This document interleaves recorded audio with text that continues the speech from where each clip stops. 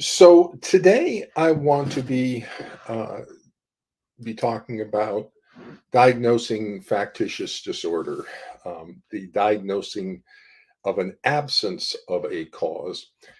Uh, the pathology in the family courts is a shared persecutory delusion and false factitious attachment pathology being imposed on the child by the pathogenic parenting of a narcissistic borderline dark personality parent.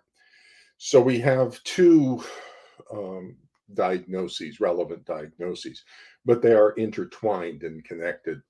The shared persecutory delusion, that's a thought disorder, fixed and false belief in being victimized, and the factitious disorder, the false attachment pathology, which is getting the primary focus is the attachment pathology. The child rejecting a parent is an attachment pathology. So that's what's getting everybody's attention and focus, with the implication that because of the severity of the attachment pathology, a child rejecting a parent, there's the implication of child abuse parenting by the targeted parent. And so child protection concerns get activated for everybody.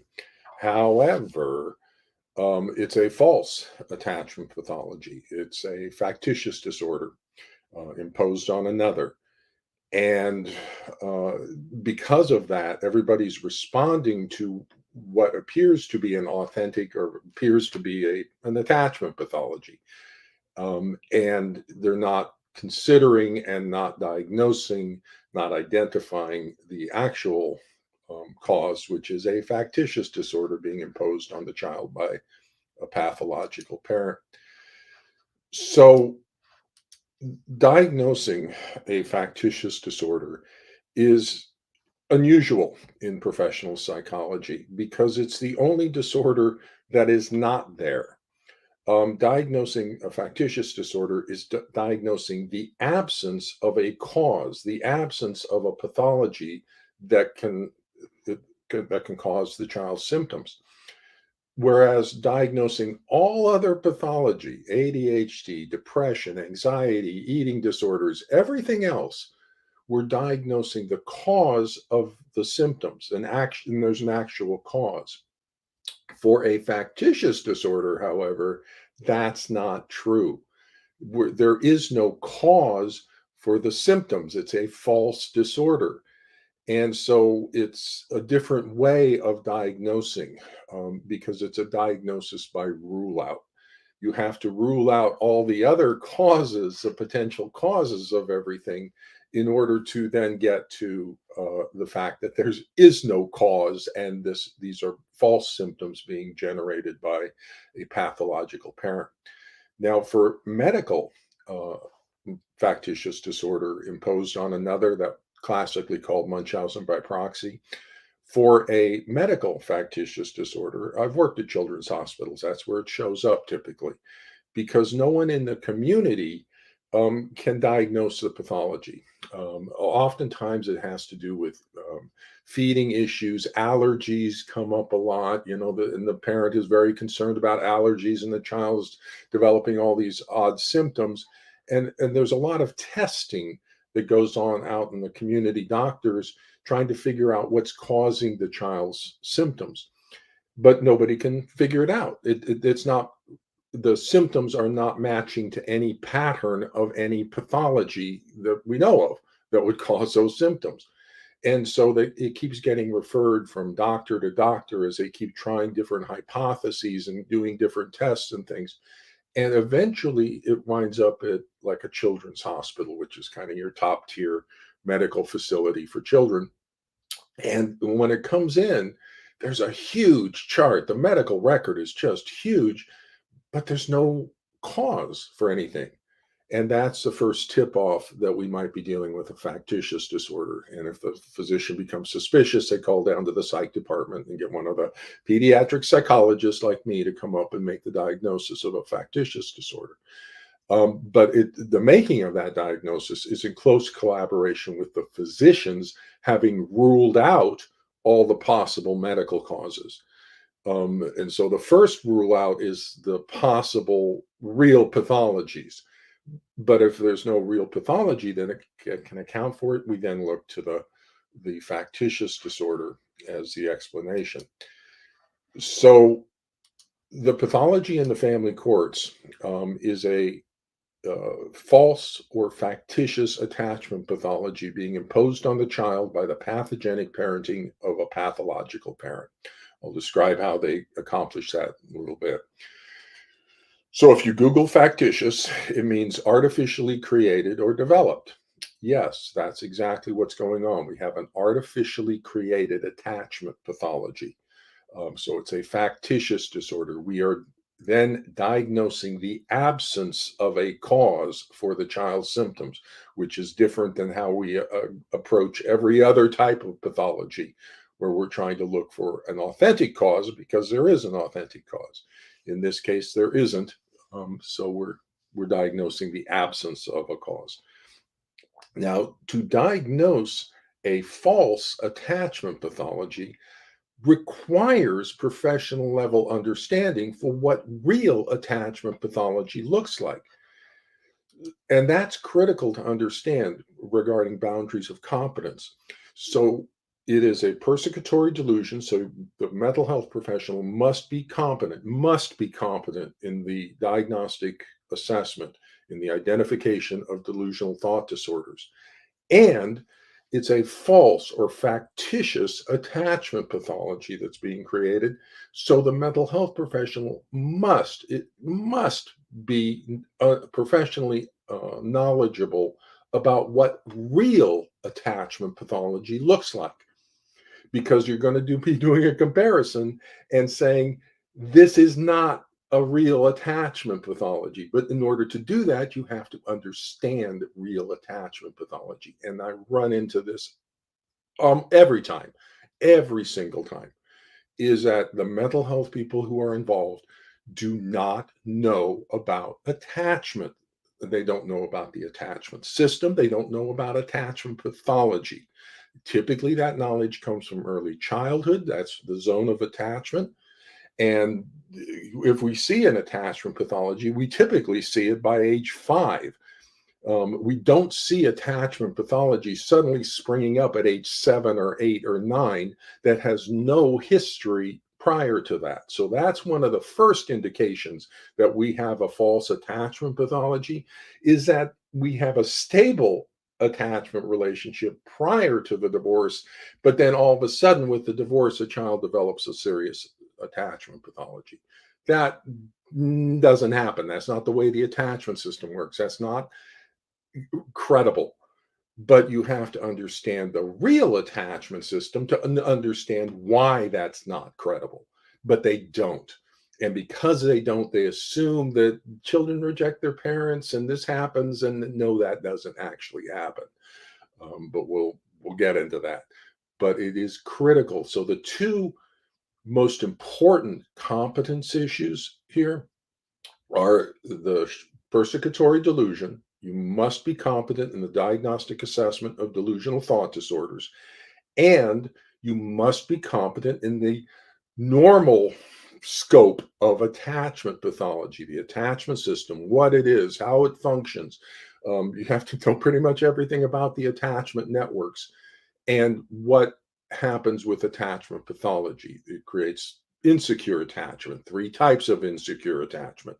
It doesn't create a child seeking to sever the parent child bond. Now, people will say, what about child abuse? Maybe. Okay. Maybe on child abuse, you'll get a child motivated to sever the parent child bond, but then you'll have clear indications of child abuse by the targeted parent. And you'll want to diagnose that and put that on a treatment plan and fix it, and then restore the child's attachment bond with the formerly abusive parent. That's what we do. So if we have authentic child abuse, then let's diagnose that. If there's no child abuse, and remember, this is a diagnosis by rule out. If there's no child abuse by the targeted parent, then there is no cause for the severity of the child's attachment pathology. And so I'll talk about that in a second. But to understand the attachment system, this is critical. These are foundational pieces of what the attachment system is. And it's important for everyone to understand this about the love and bonding system of the brain.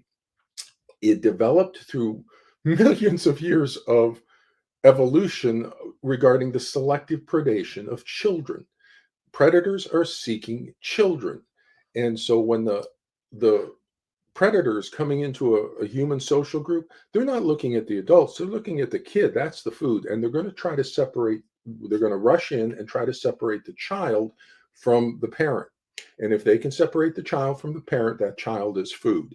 And so, over millions of years of evolution across species, so baby zebra gets close to mommy zebra when the lions are near. That's the attachment system. And it's an attachment system in primates as predators or primates as the monkey critters we are. And so, over the course of time, a very strong and powerful motivational system developed in children to bond to the parent to get parental protection from predators. And so if a child who rejects a parent is eaten by predators or dies of starvation or exposure, gets separated from the group, there's so many ways a child can die without parental care that the motivation system is very strong to bond to the parent. And that's why it's called a goal corrected motivational system. It always maintains the goal of forming a secure attachment bond to the parent. It never, the attachment system never seeks to sever the parent child bond because that's death for the child. Any brain cells, any brain connections that would motivate the child to sever a parent child bond resulted in the death of the child. So those genes for those brain networks were selectively removed from the gene pool. It's not part of a child's motivation to reject a parent. They will always try to seek a bond to the parent, even abusive parents. In fact, especially abusive parents. If you know anything about the attachment system, a problematic parent more fully exposes the child to the predators. And so when you have a bad parent, if you say, "You're a bad parent, I'm rejecting you," you're dead. You're getting eaten by a predator and your genes are removed from the gene pool. If, however, as a child, you have a bad parent and you more strongly are motivated to bond to that, perhaps you can get that bad parent to protect you. And then you would survive and those genes get passed on. So the way the attachment system responds to bad parenting is by more strongly motivating the child to bond to that parent. That's called an insecure attachment. And we have three patterns identified in the research regarding insecure attachment to problematic parenting: insecure ambivalent, insecure avoidant, and insecure disorganized. But this attachment pathology in the family courts matches none of those patterns. Okay, the avoidant child is low protest. They just get along with everybody. Here we got a child who's high protest. The ambivalent system is high protest to elicit the involvement of the parent, get the parent over because that's a bad parent. They're not paying attention to me, so I'll create protest behavior, get that parent's involvement, and now the predator will pass me by because my parent's attending to me. So protest behavior is designed to elicit the involvement of the parent. But here we have protest behavior designed to sever, get rid of the parent. That doesn't happen. And insecure, disorganized, yeah, that's basically what we got. We got the child towards a targeted parent has no organized strategy to develop a secure attachment. Well, we know what type of parenting produces disorganized attachment. It's psychotic range parenting or a parent who is both simultaneously a source of nurture and danger. So that would be the abusive parent.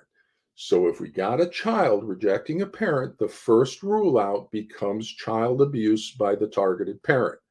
However, if we rule out child abuse by the targeted parent, then there's only one other possible cause, which is the child's psychological abuse. It's a false or a factitious attachment pathology being imposed on the child because the child's symptoms do not match the possible causes in that situation. So, another important thing to understand about the attachment system is the importance of repair from Tronick and Gold. So Ed Tronick is probably the most knowledgeable attachment expert currently out there. 40 years of study on the still face looking at the attachment system. And what he notes in his book, Power of Discord with Gold, is that the research revealed that messiness holds the key to strong relationships.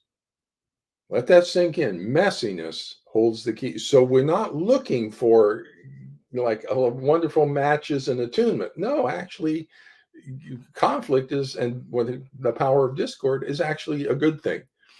In typical healthy parent infant pairs, on average, 70% of the interactions were out of sync. There was discord and conflict in 70% of the parent child interactions, of healthy interactions. So it says, does this seem right to you that most relationships are mismatched 70% of the time? Now, note this. We found this again and again. In the field of developmental psychology, this 70-30 split has become famous. Now, I'm going to stop at that point right there. Does anybody in the family courts, all you mental health people in the family courts, are you familiar with this 70-30 split in the research? That 70% of parent-child relationships involve a breach in the relationship, a discord, mismatch in the relationship. 70% of healthy relationships involve that. Are you aware of that? Because it's famous. But these people are just ignorant of developmental psychology, of attachment, of anything they need to know. It's 70-30 split has become famous, with some practitioners referencing it without actually knowing its origin. I got no practitioners referencing it in the family courts. Holy cow. In analyzing these videotapes, we discovered that the most important part was not the mismatch, but the repair. And oh my goodness, this goes all the way back to Margaret Mahler, a psychologist in the 1930s, studying children and the individuation process of individuation relative to the 2-year-olds. And what she discovered on the separation and individuation is that it's not the breach in the relationship. It's not when the child says no and creates all the conflict. That's not where damage happens. Damage happens in the failure to repair. That's where all the bad stuff takes place, not in the front end. We can have like a lot of conflict, let's say in a cultural family. Let's pick an Italian family or a Mexican American or Irish family, or somebody. There can be a lot of conflict, and a Greek family, very emotional and yelling at each other. However, that's not necessarily damaging to the relationships or unhealthy as long as they repair. And so these cultures that are more flamboyant or emotional also have the capacity to repair those relationships, whereas other cultures like my Northern European culture, we have less ability sometimes to repair. And so we don't get as flamboyantly emotional or get into the conflict that maybe some other cultures might be able to tolerate, because it's all about the repair. That's where the healthy or unhealthy stuff takes place, a failure to repair.